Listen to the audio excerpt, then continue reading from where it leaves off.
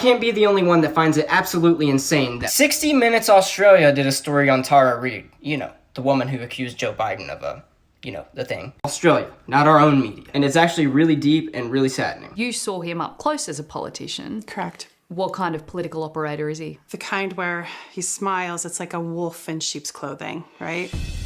Here I am in the Senate office. Long before Joe Biden was a household name across America, And here's my desk. Tara Reade worked in his Senate office in the early 90s. Here's a good picture of Senator Biden. It was her dream job. She hoped it was the start of a long career in politics. He was a political hero of mine because I bought into the image. And I really believed he was someone to not only admire, but also I wanted to be like him. Like I had hoped to be maybe a senator or a congressperson someday. And here's the view from my window. You sound really happy. Yeah. There's my computer. And there's my posters. I was such like a little puppy, like so eager and happy. Yeah. Tara says it wasn't long, though, before her political hero turned into a predator. He would just put his hands on me. He would, whenever there was a meeting or if I would see him, usually he'd put his hand on his shoulder and then he'd run his fingers up underneath my hair, on my neck, and things like that. And I had never experienced that with a boss before, and I didn't know him. It's not like there was like small talk, like where we would, you know what I'm saying? There was no reciprocal relationship or flirtation. There was nothing like that. So it was just very much him coming into a room, putting his hand on me or whatever. Did you ever tell him, don't do that to me? No. I was too scared to say that. I didn't say anything. Did he touch other women? Mm-hmm. Yeah. He just didn't, he seemed to lack boundaries with women. Some might try to pass the behaviour off as a sign of the times. Reade was among several women who said Biden had touched them inappropriately. It's now threatened to undermine his bid for the White House. No, that ain't right, man. That ain't right. But it's a pattern of behaviour that remains today. Those Joe Biden shoulder massages, they're like magic. You should try one. Oh, you have? Joe Biden recently vowed to be more mindful of personal space after 7 women came forward with claims of inappropriate touching. I hear what they're saying. I understand it. And I'll be much more mindful. But I'll always believe governing, quite frankly, life for that matter, is about connecting with people. That won't change. But what Tara Reade claims happened 27 years ago in an open corridor of the Senate is much worse. So we were alone in this corridor and he said my name, and then the next thing I knew, he pushed me and up against the wall. He kind of moved his body towards me, and then he used his knee to separate my legs. He said, He said, I want to fuck you. And he was whispering in my ear and he was kissing me and I was trying to get away from him.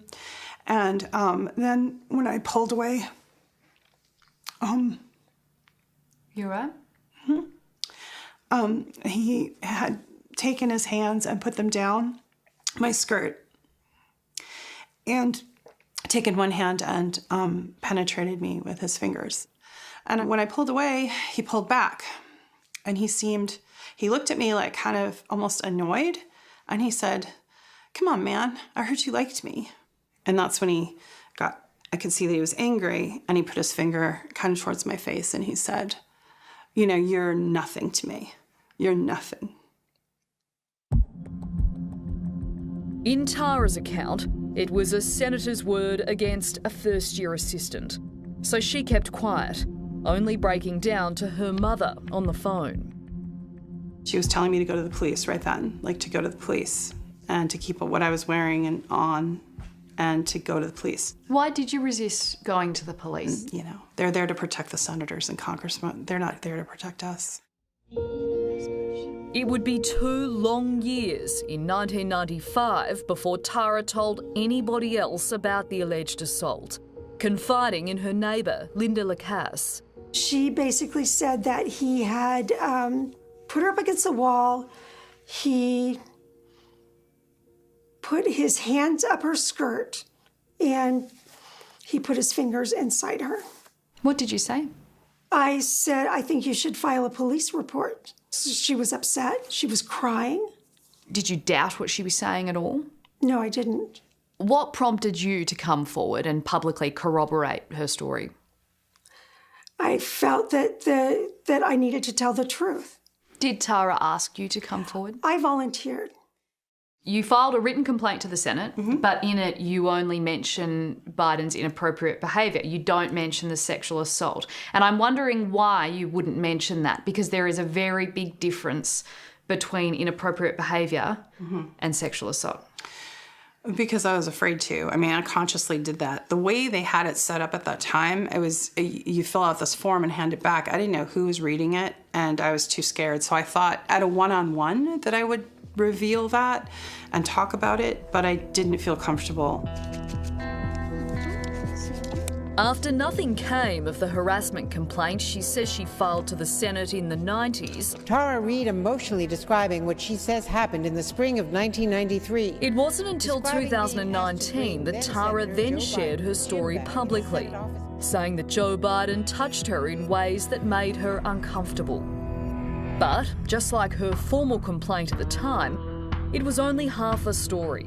She says she wasn't ready to talk about the alleged sexual assault. So what changed for you? What made you think, no, I'm going to tell the full truth? I decided that people needed to know he's going to the highest office of the land. He's running on a platform of character. Well, I know what he's like. I know what his character's like. And he doesn't deserve the presidency based on what happened to me. In March this year, Reade came forward with what she said was the full story. By then, many in politics and the media were already questioning her version of events. Did you sexually assault Tara Reade? No, it is not true. And Joe Biden spoke out strongly, denying the allegations. In every case, the truth is what matters. And in this case, the truth is these claims are flat out false. Joe Biden has repeatedly said this never happened. I think deep down he knows. Like, I don't know what his capacity is right now. It's not very clear, but I know he knows. He knows. What do you say to people who say they don't believe you? That's okay. You don't have to believe me. I'm the one who has to live with it. It seems there was very little for you to gain in coming forward. There's nothing to gain. And in my case, I lost everything. I lost work, legitimacy. I lost my reputation. I lost friendships. I lost my housing, everything, money, everything. There's also so many people that when they needed consolation, when they needed encouragement, when they needed a hug, have been happy to get that from Joe Biden. It's an allegation that has received little coverage this election. And unlike Trump's accusers, Tara has received a barrage of scrutiny. Do you feel as though if Joe Biden wasn't Joe Biden, your allegations would be taken more seriously? Absolutely. If he was a Republican. I think the fact that he's an elite Democrat put him in this untouchable position.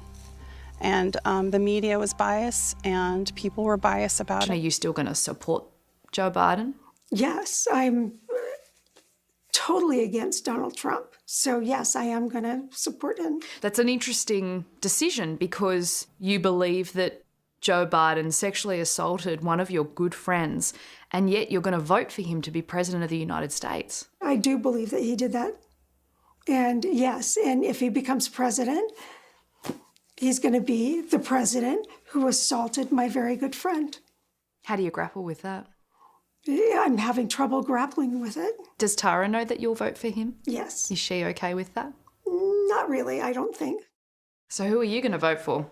I'm not voting in the national election. Maybe next time. I'm just saying, I'm willing, I'm feeling I could be that. I got a spiritual feeling that maybe I could be that. And if so, I want it bad. I never relax. I put my heart out on this path for every track. More than I ever get back. And I could probably cut my effort in half and spit rap with it slack and still be pinning the tag on the map. I got 5 dreams.